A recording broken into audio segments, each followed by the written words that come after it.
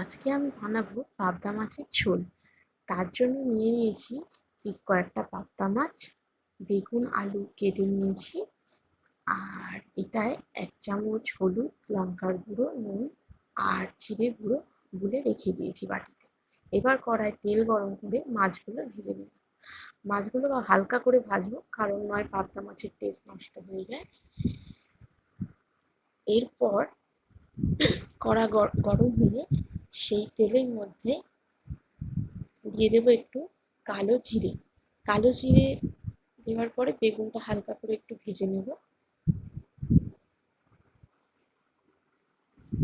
বেগুনটা একটু ভাজা ভাজা হলে তুলে নেব।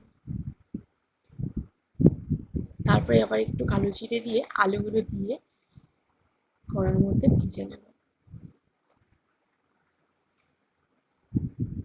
আলুগুলো হালকা লালচে হয়ে গেলে করে রাখা মশলার পেস্টটা দিয়ে দিব। একটু ধুয়ে জল দিয়ে মশলাটা একটু টমেটো দিয়ে কষা কষা করে নিলাম। মশলাটা কষা হয়ে গেলে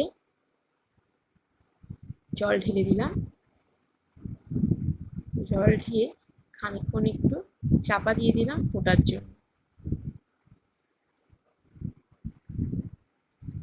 ঝোলটা ফুটে গেলে কাঁচা লঙ্কা আর ভেজে রাখা বেগুনটা ঝোলের মধ্যে দিয়ে দেব।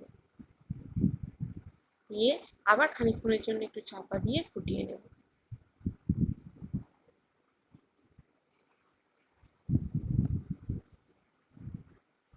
ঝোলটা ফুটে গেলে এবার ভেজে রাখা মাছগুলো দিয়ে দেব। এবার খানিকক্ষণ আবার ঝোলটা ফোটার জন্য রেখে দেব।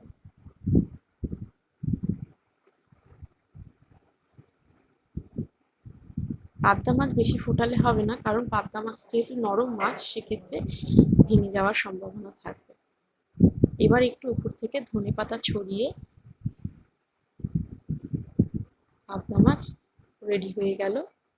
কোনো মশলাই লাগে না এই ঝোলটা করতে। একটু হলুদ গুঁড়ো, লঙ্কার গুঁড়ো, জিরে গুঁড়ো, তাও কাশ্মীরি লঙ্কার গুঁড়ো আর কাঁচা লঙ্কা, ব্যাস এই মশলায় চটজলদি হয়ে গেল পাবদা মাছের ঝোল। এবার ঝোলটাকে নামিয়ে নিলাম। গরম গরম ঝোল গরম ভাতের সাথে পরিবেশন করতে খুব ভালো লাগে। আপনারাও ঘরে বানিয়ে দেখবেন, আশা করি ভালো লাগবে।